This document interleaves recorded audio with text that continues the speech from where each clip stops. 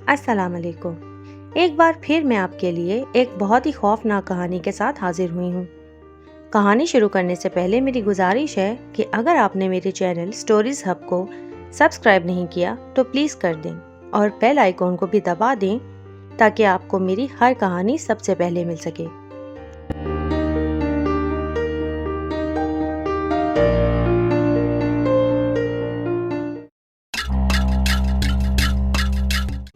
ایک گاؤں میں موجود ایک جنگل میں ایک بہت ہی خوبصورت لڑکی رہا کرتی تھی۔ اس کا نام رابعہ تھا۔ وہ بہت رحم دل تھی۔ اس کا گاؤں سے الگ رہنے کا مقصد صرف یہ تھا کہ اس کی آنکھوں میں ایک طاقت تھی کہ وہ ہونے والے واقعات کو لوگوں کی آنکھوں کے ذریعے دیکھ سکتی تھی، ان کا ماضی اور مستقبل بتا سکتی تھی۔ یہ طاقت اسے زیادہ تر تکلیف ہی دیتی تھی کیونکہ وہ لوگوں کے درد اور تکلیفوں کو محسوس کر سکتی تھی۔ گاؤں والے اس سے بہت فیض حاصل کرتے تھے، مگر سب جانتے تھے کہ رابعہ کو اکیلا رہنا پسند ہے۔ وہ اپنی ماں اور چھوٹے بھائی کے ساتھ رہتی تھی۔ جہاں بہت سے لوگ رابعہ کو نیک اور اچھا سمجھتے تھے، وہاں گاؤں کے کافی لوگ اسے منحوس اور ڈائن بھی کہتے تھے اور اس کی اس طاقت سے ڈرتے تھے۔ دراصل رابعہ کو یہ طاقت خدا کی طرف سے نہیں ملی تھی۔ جب وہ پیدا ہوئی تو گاؤں میں 2 جادوگروں نے قبضہ کر لیا تھا اور انہوں نے اپنے ایک شیطانی عمل کے لیے ایک چھوٹے بچے کی بلی دینی تھی۔ رابعہ چونکہ 2 دن کی تھی، جادوگروں کے بندوں نے رابعہ کو اغوا کر لیا اور کالی رات کو جب چاند بالکل چھپ گیا اس وقت اس کی بلی دینی چاہی۔ مگر جب جادوگر آدھی رات کو اپنے منتروں میں مگن تھے تو رابعہ کے والد نے گاؤں والوں کے ساتھ مل کر ان جادوگروں کے پورے قلعے کو آگ لگا دی اور رابعہ کو اٹھا لیا۔ جب رابعہ کے والد نے رابعہ کو دیکھا تو اس کی بھوری آنکھیں نیلی ہو چکی تھی۔ بس اس دن کے بعد رابعہ بچ تو گئی، مگر ہر سال اسی دن گاؤں کے ایک بندے کی لاش اس قلعے سے ملتی جہاں وہ واقعہ ہوا تھا۔ گاؤں کے لوگوں نے رابعہ کو منحوس کہنا شروع کر دیا اور فیصلہ کیا کہ اسے مار دیا جائے، مگر رابعہ کے والدین نے ایسا نہیں ہونے دیا۔ اسی دوران رابعہ کے والد گاؤں والوں سے لڑائی کے دوران انتقال کر گئے۔ لوگوں نے رابعہ کی والدہ سے کہا کہ اگر آپ اپنی بچی کو بچانا چاہتی ہیں تو گاؤں چھوڑ کر چلی جائیں۔ تو رابعہ کی ماں جنگل کے بیچوں بیچ آ کر رہنے لگی۔ جیسے جیسے رابعہ بڑی ہوتی گئی اس کی طاقت بھی بڑھتی گئی۔ گاؤں کے سبھی لوگ، بچے، عورتیں رابعہ اور اس کے خاندان سے نہیں ملتے تھے۔ ایک دفعہ رابعہ جب 10 سال کی تھی تو وہ جنگل میں کھیل رہی تھی۔ اچانک ایک گاؤں والا وہاں سے گزرا۔ رابعہ نے سلام کیا اور جیسے ہی گاؤں والوں کی آنکھ میں دیکھا تو رابعہ بولی کہ جاؤ اپنے گھر والوں کو بچاؤ، کیونکہ آدھے گھنٹے میں تمہارے گھر آگ لگ جائے گی اور سب جل جائیں گے۔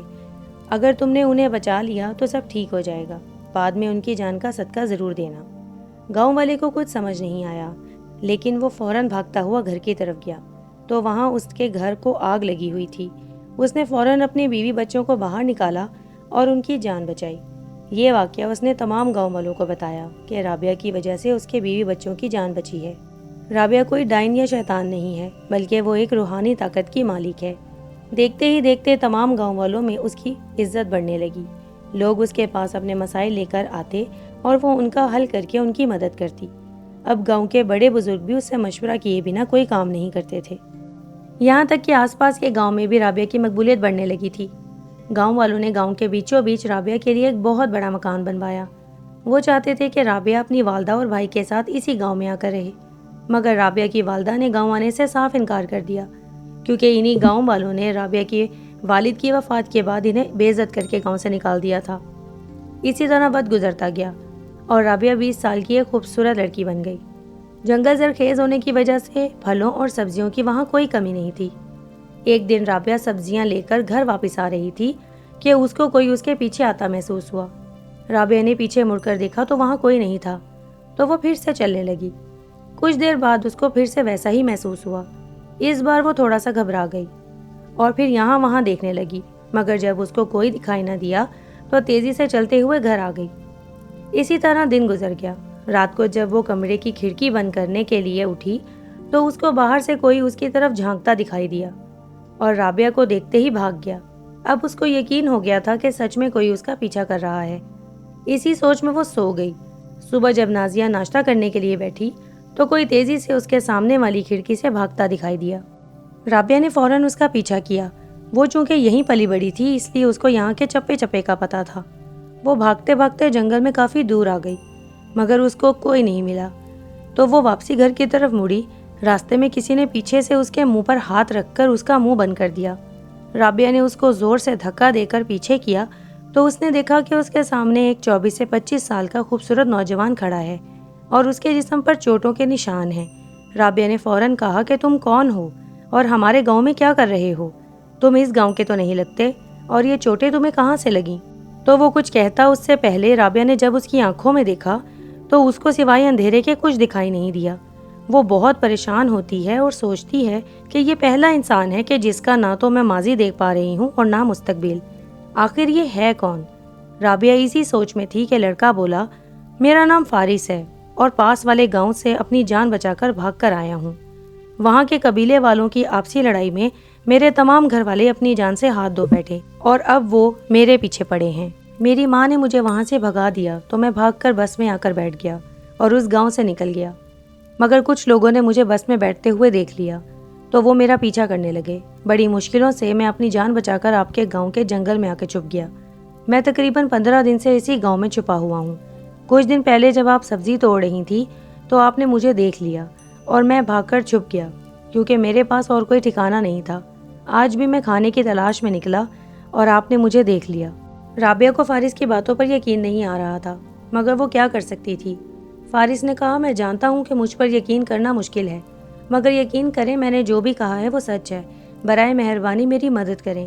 میں بس کچھ دن یہاں رہوں گا تاکہ معاملہ ٹھنڈا ہو جائے، پھر میں دوسرے شہر چلا جاؤں گا۔ بس مجھے کچھ دن یہاں رہنے دیں اور میرے بارے میں کسی سے بات مت کیجیے گا۔ اتنی دیر میں رابعہ کی امی کی آواز آتی ہے تو فارس ڈر کر چھپ جاتا ہے اور رابعہ کہتی ہے کہ ہمارے گھر سے تھوڑی دور ہمارا ایک گودام ہے جس میں راشن اور جانوروں کا چارہ رکھا ہے۔ تم کچھ دن وہاں رہ سکتے ہو۔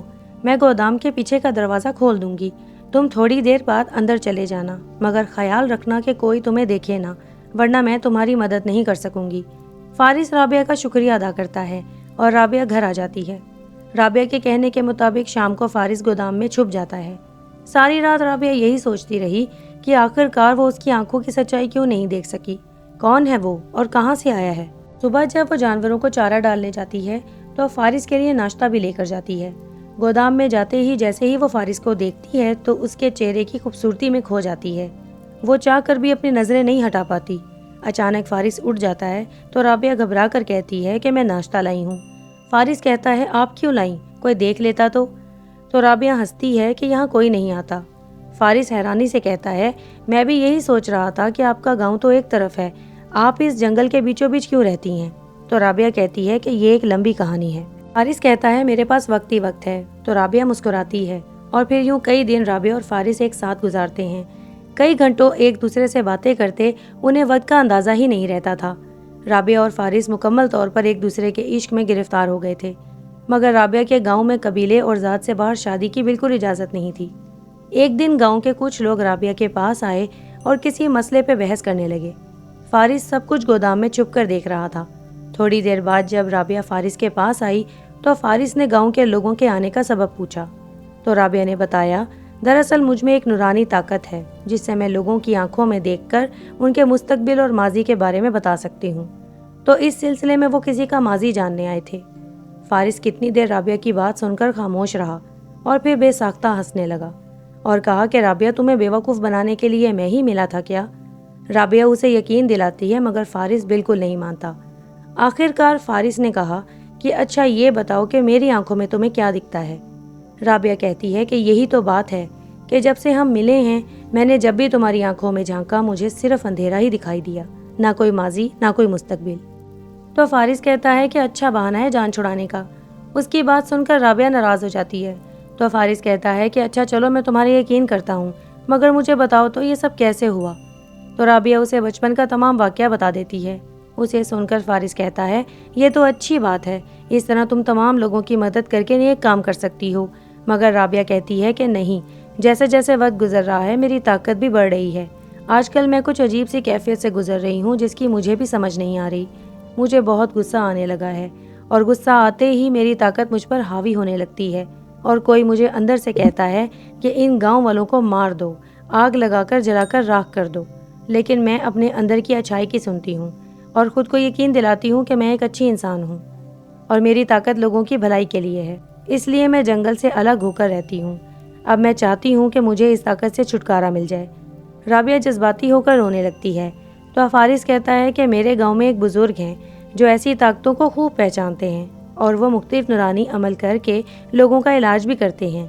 اگر تم چاہتی ہو کہ تمہیں اس طاقت سے چھٹکارا مل جائے تو میں تمہیں ان کے پاس لے جا سکتا ہوں۔ مگر رابعہ کہتی ہے کہ نہیں، میں آج تک اس گاؤں سے باہر نہیں گئی۔ میری امی کو کسی پر بھروسہ نہیں۔ جب سے میرے بابا گزرے ہیں وہ ہر کسی کو ہم سے دور رکھتی ہیں تاکہ کوئی ہمیں نقصان نہ پہنچا سکے۔ رابعہ کی باتیں سن کر فارس کہتا ہے کہ ٹھیک ہے، جب تمہیں صحیح لگے تب مجھے بتا دینا، میں تمہیں ان کے پاس لے جاؤں گا۔ فارس سے مل کر رابعہ گھر پہنچی تو اس نے دور سے کچھ لوگوں کو اپنے گھر سے نکلتے دیکھا۔ وہ فوراً تیزی سے گھر کی طرف بڑھی اور گھر پہنچ کر اس نے اپنی امی سے پوچھا کہ یہ لوگ کون تھے۔ اس کی امی کہتی ہیں کہ یہ لوگ تمہارا رشتہ لے کر آئے تھے۔ گاؤں کے قبیلے کے سردار کا بیٹا تم سے شادی کرنا چاہتا ہے۔ اس کو تمہاری طاقت اور زندگی کے بارے میں سب کچھ معلوم ہے اور وہ تمہیں ان سب چیزوں کے ساتھ قبول کرنا چاہتا ہے۔ اور تو اور اس نے کہا کہ اگر تم شادی کے بعد یہیں رہنا چاہتی ہو تو وہ بھی تمہارے ساتھ یہیں آ کر رہے گا۔ مجھے تو رشتہ بہت اچھا لگا اور میں نے اپنی طرف سے ان کو ہاں کر دی ہے۔ اب تم بتاؤ تمہاری کیا رائے ہے؟ تو رابعہ کہتی ہے کہ امی مجھ سے پوچھے بنا آپ کو ہاں نہیں کرنی چاہیے تھی۔ امی نے کہا جب سب کچھ مناسب تھا تو میں انکار کیوں کرتی؟ یہ بات سن کر رابعہ کو بہت غصہ آنے لگتا ہے اور وہ ایک دم چلانے لگتی ہے۔ اس کے چلاتے ہی پورا گھر ہلنے لگا۔ رابعہ کی ایسی حالت دیکھ کر اس کی امی اور بھائی دونوں کا خوف سے برا حال ہو گیا اور وہ دور جا کر چھپ گئے۔ کچھ دیر بعد جب رابعہ کو ہوش آیا تو سامان کو یہاں وہاں بکھرا دیکھ کر وہ اپنی امی سے پوچھنے لگی کہ یہ سب کیسے ہوا اور آپ دونوں یہاں زمین پر کس کے خوف سے بیٹھے ہوئے ہیں؟ اس کی امی کو تو جیسے سانپ سونگھ گیا تھا۔ آج سے پہلے انہوں نے رابعہ کا یہ روپ کبھی نہیں دیکھا تھا۔ وہ ہمت کر کے اٹھیں اور رابعہ سے کہنے لگیں کہ یہ سب تم نے کیا ہے، آخر تمہیں اتنا غصہ کب سے آنے لگا؟ رابعہ یہ سن کر دنگ رہ گئی کیونکہ اس کو کچھ بھی یاد نہیں تھا۔ وہ اپنی امی سے کہنے لگی کہ مجھے بس اتنا یاد ہے کہ آپ میری شادی کی بات کر رہی تھی اور مجھے آپ کا ان کو میری مرضی کے بنا ہاں کہنے پر اعتراض تھا۔ اس کے بعد کا کچھ یاد نہیں۔ وہ دل میں سوچ رہی تھی کہ یہ پہلی بار ہوا ہے کہ میں اپنی طاقت کو خود پر حاوی ہونے سے نہیں روک سکی۔ شکر ہے امی اور بھائی کو کچھ نہیں ہوا۔ مجھے ان بزرگ سے ملنا ہی پڑے گا۔ اتنے میں امی کہتی ہیں کہ آخر تمہیں اس رشتے سے اعتراض کیوں ہے جبکہ ان کو تمہاری کسی چیز سے کوئی مسئلہ نہیں ہے؟ تو رابعہ کہتی ہے کہ امی میں ایک لڑکے کو پسند کرتی ہوں، اس کا نام فارس ہے اور وہ دوسرے گاؤں کا ہے، مگر وہ پچھلے 1 ماہ سے ہمارے گاؤں میں رہ رہا ہے۔ اس کی امی یہ سن کر حیران رہ جاتی ہے کیونکہ رابعہ ہر کسی کی آنکھوں میں دیکھ کر اس کی فطرت کو بھانپ لیتی تھی۔ پھر آخر اس لڑکے میں اس نے ایسا کیا دیکھا جو اس سے محبت کر بیٹھی؟ مگر پھر وہ رابعہ سے کہنے لگی کہ اگر تم نے مجھے یہ سب پہلے بتا دیا ہوتا تو میں ان کو اتنی جلدی ہاں نہیں کہتی۔ بہرحال جب تک میں اس لڑکے سے خود نہیں ملوں گی تب تک کچھ نہیں کہہ سکتی۔ اگلے دن رابعہ نے فارس کو تمام معاملات بتا دیے اور وہ اس کی امی سے ملنے کے لیے تیار ہو گیا۔ پھر وہ فارس کو امی سے ملوانے گھر لے آئی۔ فارس کو دیکھتے ہی اس کی امی کو وہ ذرا جانا پہچانا سا لگا مگر وہ خاموش رہیں۔ فارس نے امی کو سلام کیا اور آداباً جھکا۔ اس کی امی نے سلام کا جواب دیا اور حال چال معلوم کیا۔ پھر اس سے اس کے گھر والوں اور کاروبار کے بارے میں پوچھنے لگیں۔ فارس نے ان کو تمام باتیں ٹھیک ٹھیک بتا دیں مگر نہ جانے کیوں اس کی امی کو فارس کچھ خاص پسند نہیں آیا۔ فارس کے جانے کے بعد اس کی امی نے رابعہ سے کہا یہ لڑکا مجھے کچھ ٹھیک نہیں لگا۔ آخر تم ایسے انسان سے کیسے محبت کر سکتی ہو جس کے بارے میں تم کچھ نہیں جانتی، جبکہ تم تو بندے کی آنکھوں میں جھانک کر سب جان لیتی ہو۔ رابعہ کہتی ہے مگر فارس میری زندگی بن چکا ہے، اب میں اور کسی سے شادی نہیں کروں گی۔ اس کی امی رابعہ کے اس بدلے روپ اور رویے کو دیکھ کر تھوڑی پریشان ہوتی ہے اور کہتی ہے رابعہ تم کب سے اتنی لاپرواہ ہو گئی؟ میری بچی ذرا عقل سے کام لو، میری بات مانو، یہ آدمی تم سے کچھ تو چھپا رہا ہے۔ مگر رابعہ غصے سے وہاں سے چلی جاتی ہے۔ اگلے دن رابعہ فارس کو کہتی ہے کہ امی ہماری شادی کے لیے نہیں مان رہی، مجھے پتا ہے یہ سب قبیلے کے سردار کی چال ہے، وہ ہمیشہ سے چاہتا تھا کہ میں وہاں گاؤں میں آ کر رہوں تو اس نے یہ طریقہ ڈھونڈا مجھے گاؤں لانے کا، مگر میں ایسا نہیں ہونے دوں گی۔ اور فارس کو کہتی ہے کہ ہمیں بھاگ جانا چاہیے۔ فارس کہتا ہے کہ ابھی میرے پاس خود کوئی ٹھکانہ نہیں ہے، میں تمہیں کہاں لے کر جاؤں گا؟ تو رابعہ کہتی ہے کہیں بھی لے چلو ورنہ میں اپنی اس طاقت سے کسی کو چوٹ پہنچا دوں گی۔ میں نے بہت مشکل سے خود کو گاؤں والوں کی نظروں میں ثابت کیا ہے۔ جب میں چھوٹی تھی تو سب مجھے ڈائن اور جادوگرنی کہہ کر بلایا کرتے تھے اور مجھ سے دور بھاگتے تھے۔ میں پھر سے وہی سب برداشت نہیں کر سکتی۔ فارس کہتا ہے اگر تم تیار ہو تو میں ان بزرگ کو تمہارے گاؤں لے آتا ہوں تاکہ وہ تمہارا علاج کر سکیں۔ رابعہ کہتی ہے ہاں بالکل میں تیار ہوں۔ فارس کہتا ہے مگر اس کے لیے ہمیں کوئی ایسی جگہ تلاش کرنی ہوگی جہاں کوئی آتا جاتا نہ ہو اور مکمل تنہائی ہو۔ تو رابعہ کہتی ہے کہ وہ تم مجھ پر چھوڑ دو، بس اتنا بتاؤ کہ کرنا کیا ہے۔ فارس کہتا ہے کہ وہ تو بزرگ ہی جانتے ہیں کہ کیا کرنا ہے، میں ان کو لے کر آتا ہوں، تب تک تم عمل کی جگہ پر لال رنگ سے ایک دائرہ بنا کر تیار رکھو۔ اس کے بعد فارس وہاں سے چلا جاتا ہے اور رابعہ گھر آ جاتی ہے اور سیدھا اپنے کمرے میں چلی جاتی ہے۔ اس کے ہاتھوں پر لال رنگ لگا دیکھ کر اس کی امی پریشان ہو جاتی ہیں۔ وہ رابعہ کو آواز لگاتی ہیں مگر وہ انسنی کر کے آگے بڑھ جاتی ہے۔ رابعہ کا بھائی اپنی امی سے کہتا ہے کہ امی باجی آج کل کچھ بدلی سی لگتی ہے، مجھے ان سے بہت ڈر لگتا ہے۔ تو اس کی امی کہتی ہیں کہ نہیں، وہ ذرا اس کی طبیعت کچھ ٹھیک نہیں ہے، سب ٹھیک ہو جائے گا۔ مگر اس کی امی کی پریشانی تھی جو کم ہی نہیں ہو رہی تھی۔ پھر رات کو رابعہ بنا بتائے فارس سے ملنے کے لیے نکلی۔ اس کی امی کو پریشانی سے نیند نہیں آ رہی تھی تو انہوں نے رابعہ کو گھر سے نکلتے دیکھ لیا اور وہ بھی اس کے پیچھے گھر سے نکل گئیں۔ رابعہ کو پرانے قلعے میں جاتے ہوئے دیکھ کر اس کی امی کے ہوش اڑ گئے۔ وہاں رابعہ اور فارس اکیلے نہیں تھے بلکہ ان کے ساتھ کوئی اور بھی تھا جس نے رابعہ کو ایک دائرے میں ارد گرد دیے جلا کر لٹایا ہوا تھا۔ ایک بار پھر سے وہی منظر اس کی امی کی آنکھوں میں گزر گیا۔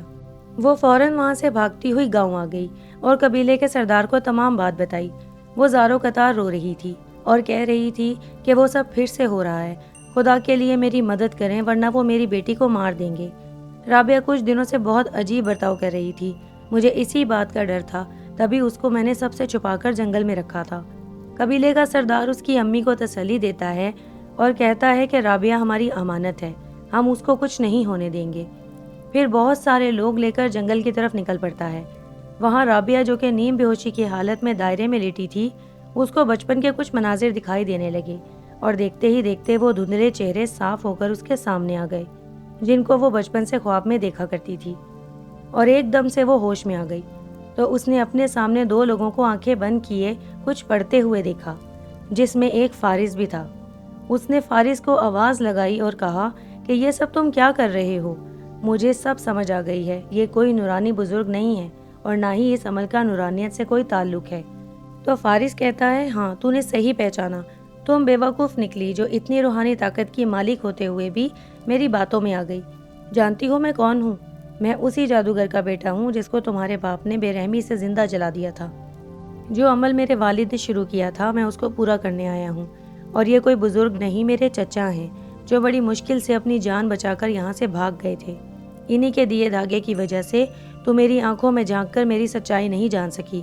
میرے چچا نے 18 سال سے اس عمل کو جاری رکھا اور اسی لیے تمہارے اندر وقت کے ساتھ ساتھ تبدیلی آ رہی تھی، اور اب وہ وقت آ چکا ہے جب تمہاری بلی دے کر اس عمل کو پورا کیا جائے تاکہ میں اور چچا بے شمار کالی طاقتوں کے مالک بن سکیں اور میرے والد کا خواب پورا کریں۔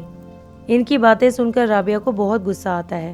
اسی وقت اچانک بہت ساری روشنی رابعہ کو گھیر لیتی ہے اور اس میں سے ایک کلہاڑی نکل کر رابعہ کے ہاتھوں میں آ جاتی ہے، تو وہ اس کلہاڑی سے فارس اور اس کے چچا کا گلا کاٹ دیتی ہے، پھر ان کو آگ لگا دیتی ہے۔ اس کے بعد رابعہ کی تمام طاقت اس کلہاڑی میں سما جاتی ہے، پھر وہ کلہاڑی وہاں سے غائب ہو جاتی ہے۔ جب سب ختم ہوا تو رابعہ بے ہوش ہو گئی۔ سب لوگوں نے یہ واقعہ اپنی آنکھوں سے دیکھا۔ رابعہ کی امی اور بھائی کو رابعہ پر بڑا فخر محسوس ہو رہا تھا۔ 2 دن بعد جب رابعہ کو ہوش آیا تو اس کی آنکھیں نیلی سے بھوری ہو چکی تھیں اور وہ ایک عام لڑکی بن گئی تھی۔